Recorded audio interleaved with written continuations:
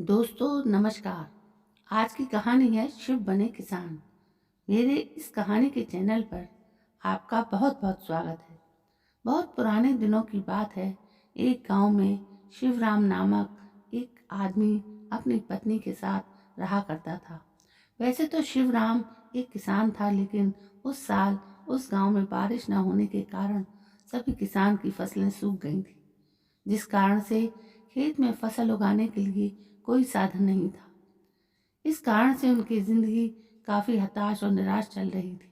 लेकिन उनके पास एक हाथ से चलाने वाला ठेला था, जिसको वो दूसरों के सामान को ढोने के लिए उपयोग करते थे। वही ठेला उसका घर का खर्चा चला रहा था। शिवराम की पत्नी का नाम गंगा था। वो एक बहुत ज्यादा भक्ति में लीन रहने वाली औरत थी और हमेशा भगवान शिव, भगवान ब्रह्मा तथा अन्य प्रकार के भगवानों को हमेशा याद करती रहती थी। वो हमेशा जब भी खाना बनाया करती थी तो 2 रोटी भगवान शिव के लिए तथा 2 रोटी भगवान ब्रह्मा के लिए अपने बनाए गए खाने में से निकालकर भगवान को भोग चढ़ाकर वो गौ माता को खिला दिया करती थी। यह देखकर उसका पति मतलब कि शिवराम बहुत ज्यादा नाराज हो गया था। उन्होंने कहा कि तुम इस तरह से अनाज बर्बाद करोगी तो मैं किस तरह घर चलाऊंगा। तभी उसकी पत्नी कहती है कि मैं अनाज बर्बाद नहीं कर रही हूँ, बस अपने कमाए गए और बनाए गए खाने में से कुछ भगवान के लिए भी निकाल दिया करती हूँ, क्योंकि हमारे पास जो अभी कमाई का जरिया है या तो कमाई आ रही है, वह तो सभी भगवान की ही देन है। और उसमें से हम अगर भगवान के लिए थोड़ा धन निकाल मिले तो उसमें क्या दिक्कत होने वाली है। अगर भगवान हमें इतना कुछ दे रहे हैं तो हमें भगवान के लिए इतना कुछ करने के लिए भी क्या सोचना पड़ेगा। अगर बाद में हमारे काम नहीं चलेंगे और हमारे घर में खाना नहीं बनेगा तो भगवान भी भूखे रहेंगे। तभी तुम्हें पता चलेगा कि बहुत क्या चीज होती है। और भगवान हमेशा हम लोगों की मदद करते रहेंगे। पत्नी की बातें सुनकर शिवराम की आंखें खुल गईं। उन्होंने कहा कि तुम बिल्कुल सही बोल रही हो। मेरे पास जितना भी है, हमारे पास जितना भी है खाने पीने के लिए, सभी तो भगवान की ही देन है। क्योंकि अगर भगवान हमें काम नहीं देंगे तो हम किस तरह से भूखे ही रहेंगे। तुम हर रोज भगवान के लिए थोड़ा समय खाना निकाल कर बहुत लगाकर भोग लगाकर खिलाया करो और गौ माता को। ऐसे हमारा लाभ भी बढ़ेगा और हमें भगवान हमें सद्बुद्धि भी देगा। शिवराम की पत्नी गंगा कहती हैं कि आप भी भगवान शिव की आराधना और उनका ध्यान किया करो, इससे हमारी कमाई का जरिया ज़्यादा हो जाएगा। उन्होंने अगले दिन ठीक वैसा ही किया। भगवान का ध्यान करके घर से निकले और मुझे उस दिन बहुत ज़्यादा की कमाई हुई थी। वो बहुत खुश हुआ था। शाम को जैसे ही घर आया अपनी पत्नी गंगा से कहता है कि आज मेरी कमाई बहुत ज़्यादा हुई है और इस कारण से मुझे बहुत ज़्यादा पैसे की बरसात हुई है। तभी उसकी पत्नी खुश होकर कहती है, ये तो भगवान की देन है। आज आपने भगवान को दिल से याद किया है और भगवान शिव हमारे साथ हमेशा ऐसा ही करेंगे आगे तक। वो उन पैसों को अपने राशन के लिए उपयोग किया और जब थोड़ा पैसा बच गया तो उनकी पत्नी बोली कि हम कुछ पैसा भगवान के चरणों में अर्पित कर देते हैं। उन्होंने कहा कि हम इसमें से कुछ पैसे निकालकर मंदिर के पुजारी को दे देंगे, जिससे वो भगवान की सेवा में उनका उपयोग करेंगे। इसमें शिवराम ने भी अपनी सहमति जताई और कहा कि तुम सही कह रही हो। आखिर भगवान के नाम से एक हम इतने सारे धन की प्राप्ति हुई है। एक दिन की बात है, शिवराम किसी तरह से कहीं गया हुआ था अपने कार्य करने के लिए, और जब वो अपने घर लौटा तो उसकी तबीयत ज़्यादा खराब हो गई थी। उनकी पत्नी गंगा जब उसके सर पर हाथ फेरा तो देखा उन्हें बहुत ज़्यादा बुखार है और उन्हें तुम्हारी ज़रूरत है। उन्होंने तुरंत ही अपने पास के डॉक्टर को बुलाया और कहा कि मेरे पति जी को बहुत ज़्यादा बुखार है, किसी प्रकार कि दवाई देकर देखा कि इनका स्वास्थ्य सही हो जाए। डॉक्टर ने कहा, ये तो बहुत ज़्यादा समस्या है, इन्हें बुखार काफ़ी ज़्यादा है, नहीं तो 1 महीने स्वास्थ्य सही होने में लग जाएंगे। अभी दोनों पति पत्नी में कर सकते हैं कि अगर 1 महीने में उनकी तबीयत सही है वो जाएगी तो उसका घर का खर्चा कैसे चलेगा। आखिर 1 महीने तक कौन कमा कर लाएगा और उनका घर चलाएगा, क्योंकि उस साल भी बारिश नहीं हुई थी और उनके खेत में अभी तक सूखा ही था। इस कारण से फसल भी नहीं हुई और तबीयत खराब होने के कारण वो मार्केट में थैला लेकर भी नहीं जा सकते थे। ऐसे में उनका रहन सहन बहुत मुश्किल होने लगी थी।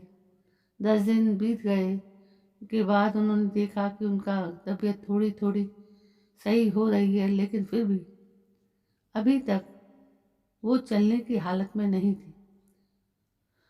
उन्होंने सोचा कि मेरी तो खेत भी सही नहीं चल रही, खेती भी सही नहीं चल रही और हमें बाहर जाने का रास्ता भी नज़र नहीं आ रहा है, क्योंकि मेरी तबीयत खराब है। पता नहीं आगे की ज़िंदगी कैसे चलेगी।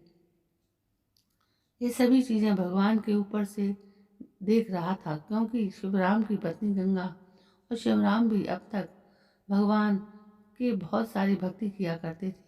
वो हमेशा भगवान के लिए कुछ ना कुछ खाने पीने का सामान ऐसे भगवान शिव के तथा भगवान ब्रह्मा की आराधना के लिए उनके लिए निकाला करते थे।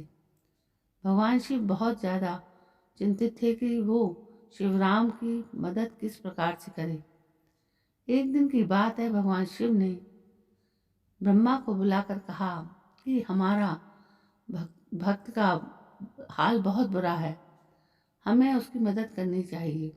उन्होंने कहा कि वह तो अभी बीमार है, चलो हमेशा करते हैं कि हम ऐसा करते हैं कि उनके खेत में जो अभी नहीं है उनमें खेती कर कर बहुत सारे अनाज को हो जाने का काम करेंगे, जिसे देखकर शिवराम बहुत खुश हो जाएगा और वो खुश रहेगा। शिवराम अभी बीमार ही था कि उनके खेत में बारिश होने लगी। भगवान के द्वारा और भगवान शिव खुद ही उसके खेत में हल चलाने के लिए आए थे। उन्होंने हल चलाया, बीज को उगाने के लिए उस खेत में बीज को बोया। भगवान ही उनके उसके को देख रेख में किया करते थे और किसी को भी कुछ भी कानो कान खबर नहीं थी। एक दिन की बात है, भगवान शिव शिवराम के सपने में आते हैं और कहते हैं कि तुम्हारे खेत में बहुत सारी फसल लहलहा रही है, तुम सोकर क्या कर रहे हो, जाओ अपनी फसल को काटो और उसे बेच दो, इससे तुम्हारी ज़िंदगी की सारी मुसीबतें आसान हो जाएंगी। इतना सुनते ही शिवराम की आंखें खुल गईं और वो सपना टूट गया। उन्होंने सोचा कि भगवान शिव खुद ही आकर अगर ऐसा कह रहे हैं तो हो सकता है कि हमारे बंजर खेत में बहुत सारी फसल हो सकती है। उन्होंने सुबह होने का इंतजार किया और दूसरे ही दिन अपने खेत पर गया तो देखा कि बहुत सारी फसल उसके खेत में बहुत ज़्यादा मात्रा में उपजाऊ हुई है। अब शिवराम और उसकी पत्नी गंगा दोनों फसल की कटाई करते हैं और उसे मार्केट में अच्छी कीमत में जाकर बेच देते हैं। इससे उन्हें काफ़ी ज़्यादा पैसे मिल जाते हैं और बहुत ज़्यादा धन की प्राप्ति हो जाती है। ऐसा कई बार करने वालों ने बहुत ज़्यादा धन की प्राप्ति हो जाती है और गांव में वो सबसे अच्छे और अमीर हो जाते हैं। उन्होंने साफ मन से भगवान की आराधना की और कहा कि भगवान, मैं आपका शुक्रिया किस प्रकार अदा करूं कि अपने आपने मुझे कितनी ज़्यादा धनराशि तथा फल सब्जियां से नवाजा है। मेरे खेत में जहाँ पर एक भी दाना या एक भी पौधा नहीं बचता था, उस खेत में आपके द्वारा बहुत सारी फसल अब लगने लगी है। ऐसे में हमें आपका शुक्रिया किस प्रकार अदा करूं, मुझे समझ में नहीं आ रहा है।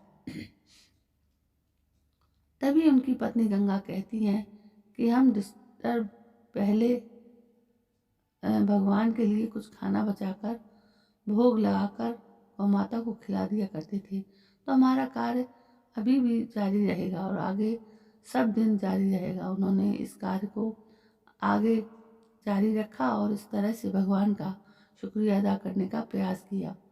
आज की इस कहानी में हम लोग भगवान शिव की महिमा की कहानी तथा भगवान शिव के बड़े बड़े कारनामों की कहानी, देवों के देव महादेव की कहानी के बारे में जाने का मौका मिला।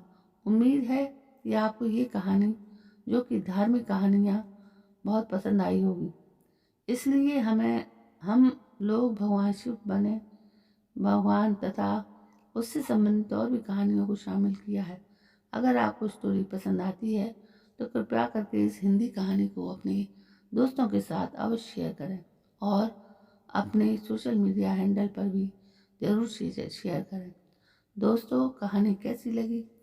यदि कहानी आपको पसंद आई हो तो प्लीज़ मेरे इस चैनल को सब्सक्राइब जरूर करें, लाइक करें, शेयर करें और कमेंट भी करें। कल मैं फिर हाजिर होती हूँ एक नई कहानी के साथ, एक नए जोश के साथ। तब तक के लिए जय हिंद, वंदे मातरम।